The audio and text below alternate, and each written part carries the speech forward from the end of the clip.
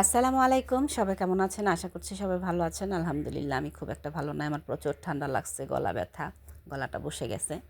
তো যাই হোক সকাল সকাল চলে এলাম খিচুড়ি রান্না করার জন্য, সবজি খিচুড়ি। তো এখানে দেখতেই পাচ্ছেন টমেটো, সিম, গাজর, মিষ্টি কুমড়া, পেঁয়াজ পাতা, ফুলকপি, আর এখানে 3 রকমের ডাল ধুয়ে নিছি।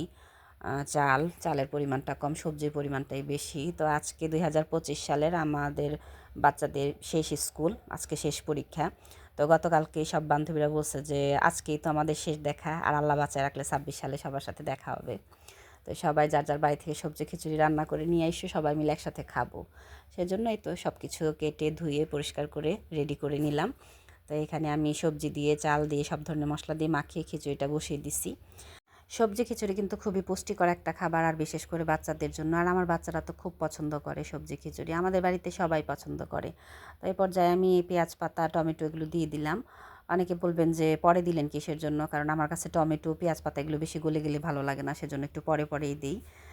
এখন ভালো করে নেড়েচেড়ে সবগুলো একসাথে মিশিয়ে নিব। আসলে এক একজন এক এক রকম করে রান্না করে, এক একজনের রান্নার স্টাইল এক এক রকম। তা আমি এইভাবেই রান্না করি। আর দেখেন খিচুড়ির কালারটা কত সুন্দর হয়েছে। তো অলরেডি আমার খিচুড়িটা হয়ে আসছে। এখন ধনেপাতা দিয়ে দিলাম। ধনেপাতা দিয়ে ভালো করে নেড়েচেড়ে আবারও মিশিয়ে নিব।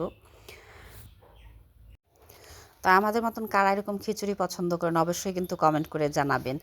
এখন আমি খিচুড়িগুলো বক্সে ভরে নিব। বক্সে ভরে বান্ধবীদের জন্য নিয়ে যাই, দেখি ওরা খেয়ে কী রিভিউটা দেয়। আর খিচুড়ি, আজকে খিচুড়ি পার্টি, খিচুড়ি পার্টি। আমি আমার ওটা আমিও মাংস দিছি। এই যে এই যে এই যে সবাই তোমাকে দেই নাই। কেমন হয়েছে বলো খিচুড়ি? এই দেখি তাই হান বসো, কেমন হয়েছে?